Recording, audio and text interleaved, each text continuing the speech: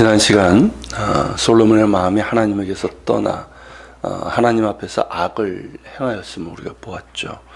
그리고 그로 인해서 하나님의 은혜도 그에게서 떠나게 됩니다.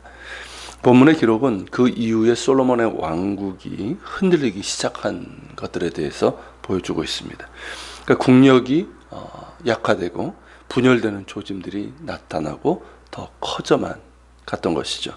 그 첫 번째는 에돔 사람 하닷이 솔로몬을 대적하여 일어난 것입니다. 이 하닷은 다윗의 군사령관인 요압이 에돔을 칠 때 애굽으로 도망가서 목숨을 건진 에돔 왕가의 자손입니다.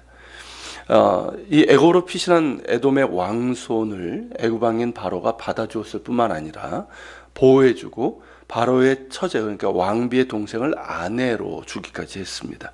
그러니까 애굽 왕실과 에돔이 이제 혼인 관계가 형성이 된 것이죠. 자, 솔로몬이 애굽의 바로의 공주와 결혼을 한 것을 생각하면 이 애굽은 이스라엘과 에돔 이 두 나라와 혼인 관계를 맺은 이중적인 정책을 편 것입니다. 이때 애굽의 바로가 누구냐면 시삭이었습니다. 이 바로는 이집트의 왕을 지칭하는 일반적인 용어고요. 시삭이었고 솔로몬에게 딸을 준 바로는 그의 아버지인 시아문입니다. 그러니까 좀 다른 사람입니다. 근데 이제 어쨌든 이 시삭은 솔로몬에게 호의적이질 않았습니다. 그 전까지는 이스라엘보다는 애굽이 항상 우위에 있지 않았습니까? 근데 이제 이 솔로몬 때에 다윗 솔로몬 때 근동 지방의 강대국으로 성장한 이 솔로몬의 나라가 이 국제 도로의 통제권을 장악을 했단 말이죠. 그러니까 그것을 다시 빼앗아 오려는 그런 이제 것일 수도 있고요. 솔로몬이 너무 크다 보니까 견제하면서 그가 쇠약해졌을 때 이스라엘을 공격할 생각이었고 실제로 그렇게 합니다. 공격을 합니다. 그때 에돔은 매우 효용 가치가 있는 카드였기 때문입니다. 에돔 왕가의 후손 이 하닷은 자신의 복수를 위해서 그리고 에돔 왕가의 회복을 위해서 애굽 편에 서서 이스라엘을 괴롭게 할 것이기 때문이죠.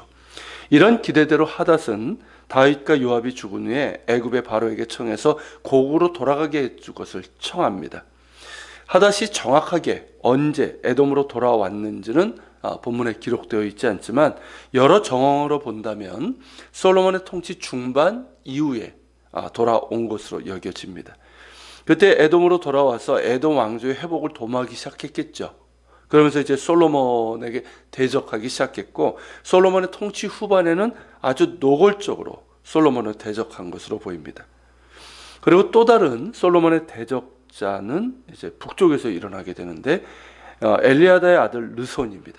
이 사람은 그의 주인 소바왕 하닷 에셀에게서 도망한 사람입니다. 즉 반역한 사람인데 후에 다메섹 쪽으로 와서 거기에서 이렇게 사람을 모으고 그 지역을 차지하게 되면서 아람 왕, 즉 수리아라고도 나오죠. 그쪽의 왕이 됩니다.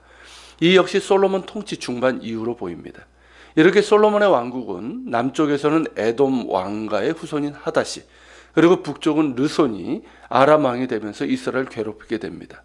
그러니까 남과 북에서 이런 이제 대적자들이 생기다 보니까 어떻게 됩니까? 솔로몬의 통치 영역이 축소되고 이스라엘 영토가 줄어들었음을 뜻하는 것이죠. 실제로 솔로몬이 죽고 그의 아들 르호보암 때 왕국이 남과 북으로 이제 분열이 되죠. 그러면서 영토가 급격하게 줄어들게 됩니다. 그래서 남쪽 네게부 지역은 에돔이 완전히 차지하게 되고요.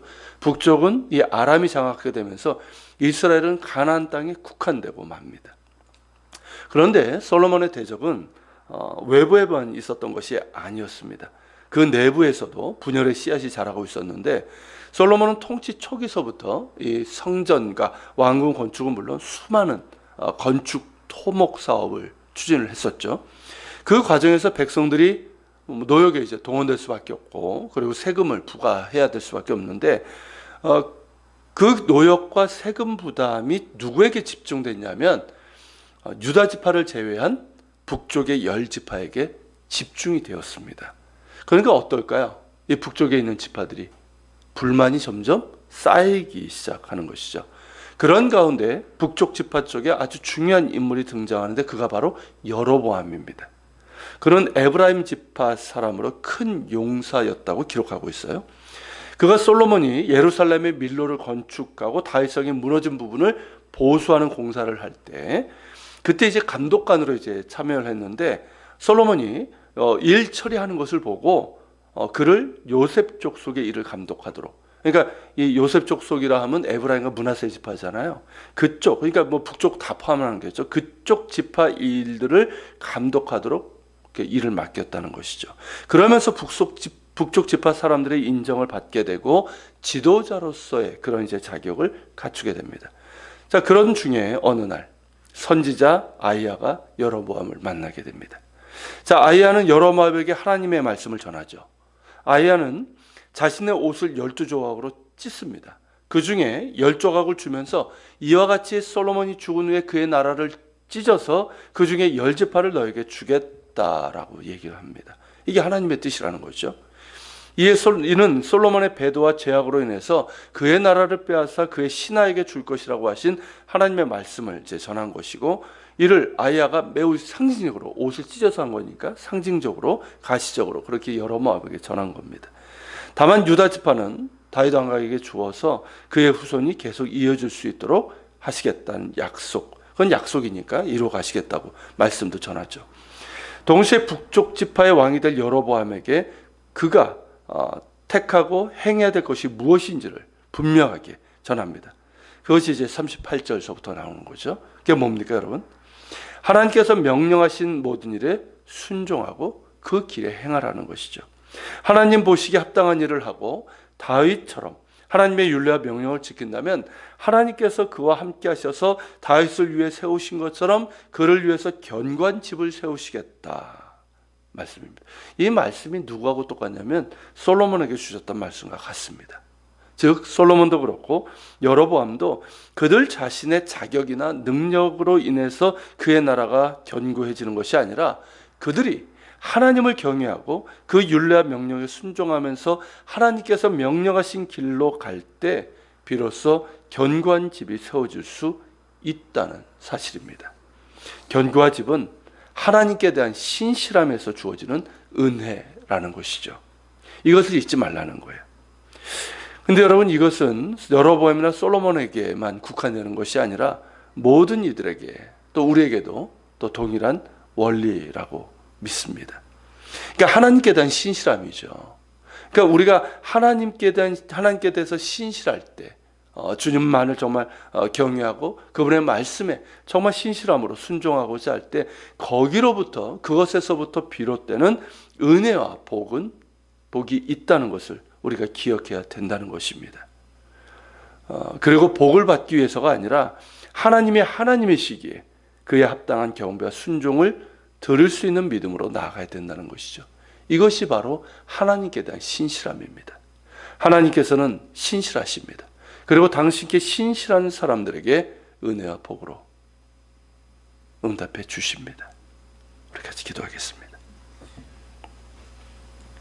오늘 말씀을 기억하면서 기도합시다. 하나님, 솔로몬이 하나님에게서 떠난 하나님께 대한 신실함을 배신했을 때 그에게 주어진 것이 무엇인지를 우리가 또 봅니다.